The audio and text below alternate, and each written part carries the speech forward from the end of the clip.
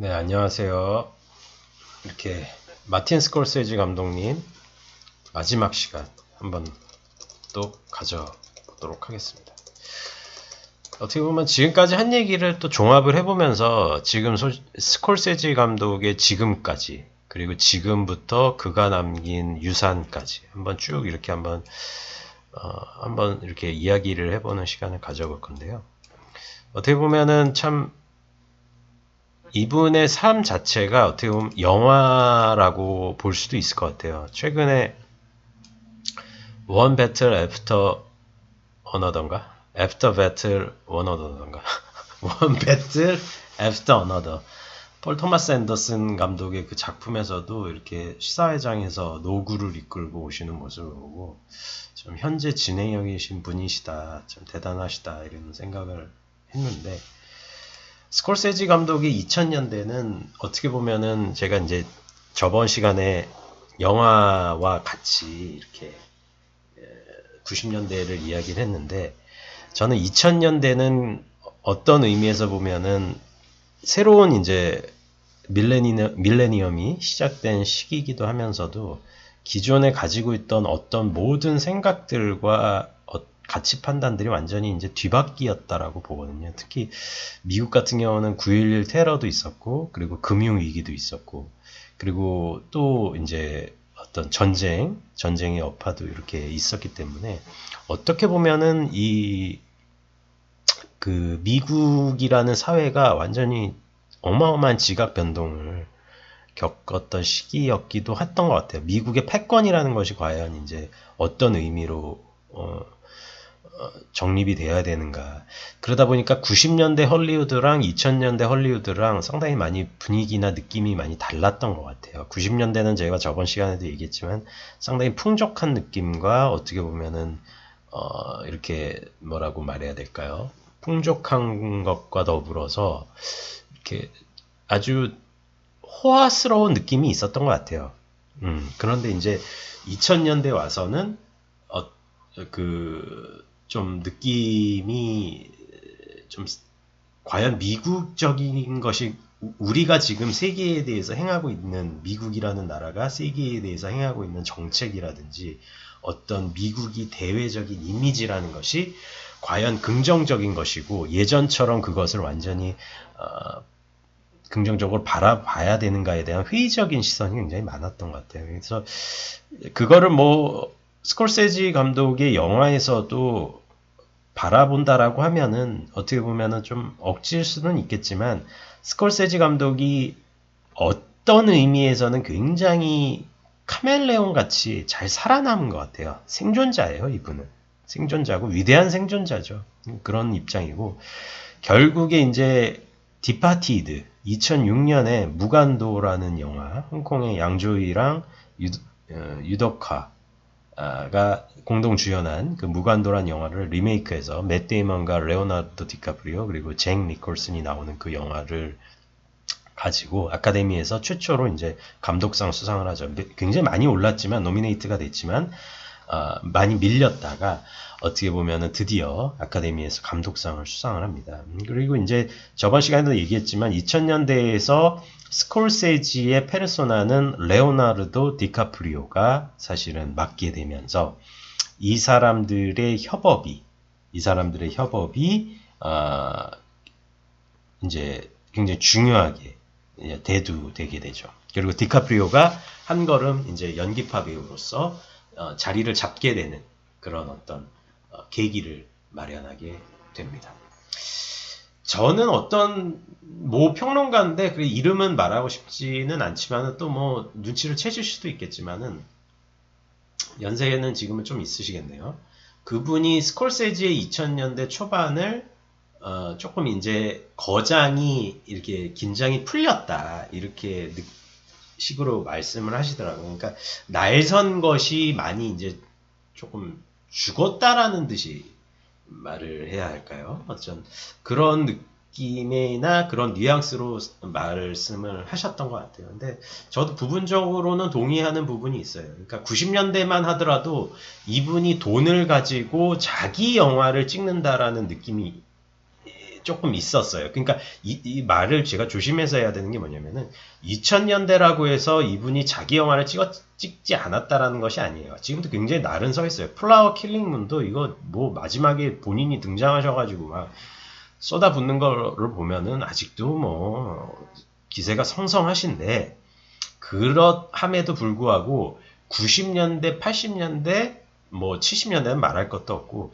이 과거 시대에는 스콜세지의 고뇌가 심각하게 있었던 것 같아요. 과연 내가 주류 사회나 주류적인 생각이 있는지 없는지에 대한 어떤 그런 반골 기질과 그런 것이 충돌했다라면 2000년대에 있어서는 본인이 완전히 호걸이시니까 영화적인 뭐 시네마틱 호걸이라고 이동진 평론가가 그렇게 얘기를 했던 것 같은데 시네마틱 호걸이다 보니까 굉장히 미국 사회 전반의 역사 자체를 완전히 이제 공격을 하는 그런 입장인 것 같아요. 그냥 뭐 막말로 뭐 연세가 연세시니까 뭐 내가 뭐 이제 살 만큼 살았는데 내가 하고 싶은 얘기 다 하겠다. 뭐 약간 뭐 쫓아내면 쫓아내는 거지. 뭐 이런 느낌도 약간 좀 있으신 것 같아요. 그래서 그런 거는 저는 뭐 최근작의 플라워 킬링 문도 어떻게 보면은 백인들이 제비짓해가지고 인디언 여자들 등쳐먹어가지고 그 등쳐먹은 것으로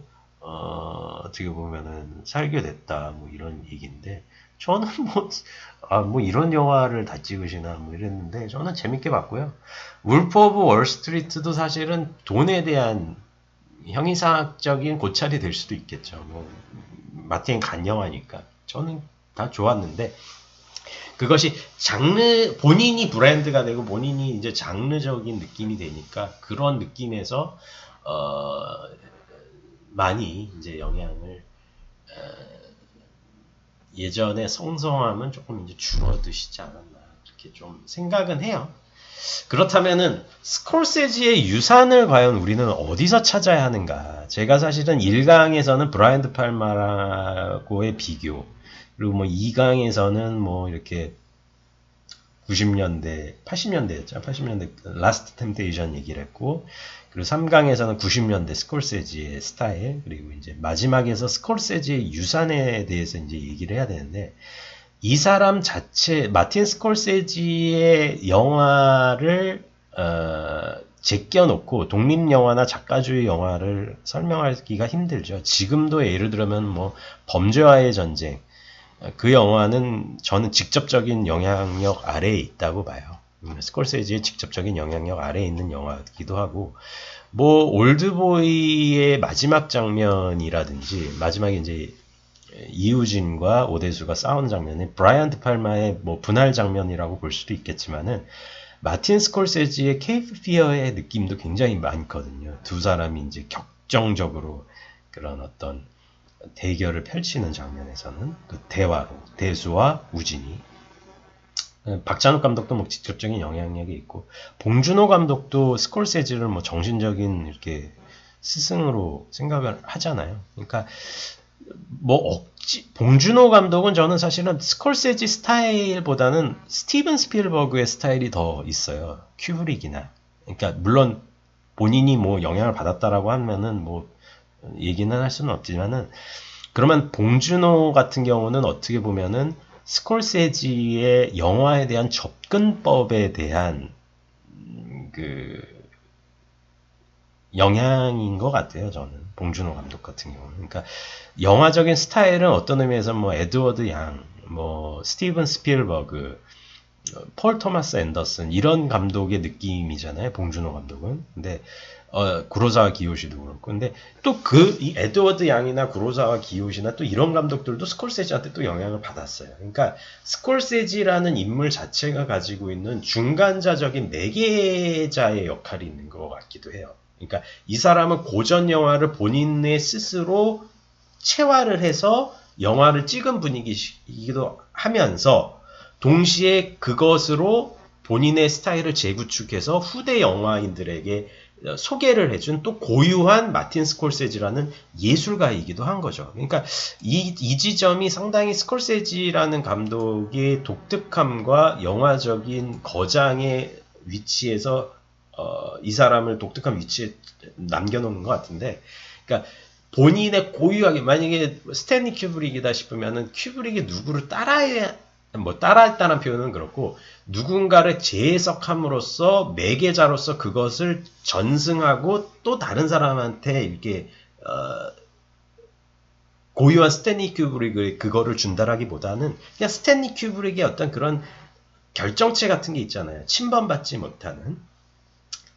이게 위대하다, 뭐 저게 위대하다가 아니라 마틴 스콜세지는 선배 영화인들이나 선배 영화적인 세계를 본인 스스로 해석하는 과정에서 본인 스타일이 정립됐다라는 점에 있어서는 브라이언 드팔마하고는 비슷하죠. 하지만 앞선 이야기에서 말했듯이 브라이언 드팔마가 탐미주의자적인 느낌이 더 있다면 시네마 아티스트로서의 탐미적이고 작품 그 자체로서의 유미주의적인 태도가 있다면 스콜세지는 그런 태도보다는 인류학적인 태도라든지 어떻게 보면은 제가 얘기했던 자유 문제, 영혼 문제 그리고 그리스도를 실체로 다루는 것이 아니라 주체로 다루는 이런 방식론에서 스콜세지가 가지고 있는 이런 생각들이 어떤 의미에서는 이 사람을 단순한 시네마 아티스트 겸 유미주의자로 만들지 않았으며 이것이 이 사람을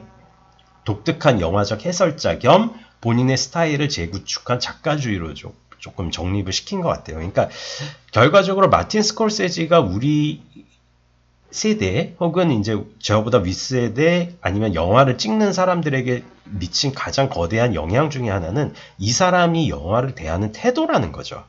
결코 스콜세지는 과거의 영화로부터 자유로울 수는 없어요. 마틴 스콜세지 감독님은. 해석하는 과정에서 정립이 되신 분이니까.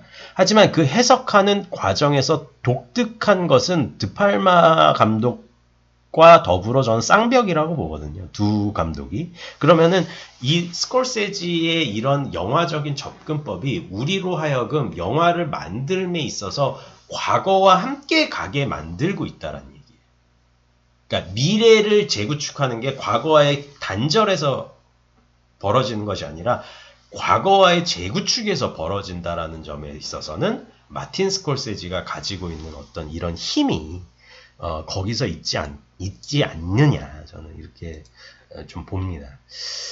또 이렇게 끝나려고 하니까 또 아쉽기도 한데 주저리 떠드는 것보다는 또 스콜세지 감독님 다음 작품이라든지 또 생각나는 작품이 있다면은 제가 또 이렇게 저렇게 얘기를 할 거니까요. 또 이렇게 또 지루하시지 않으셨으면 좋겠습니다. 그리고 도움이 되셨으면 좋겠고요. 그래서 스콜세지 감독님 시간은 저도 또 끝나려니까 또 아쉽지만 여기까지 하도록 하겠습니다. 스콜세지 감독님 다음에 또 기회가 되면은 또 이렇게 영상을 만들어 보는 기회를 갖도록 하겠습니다.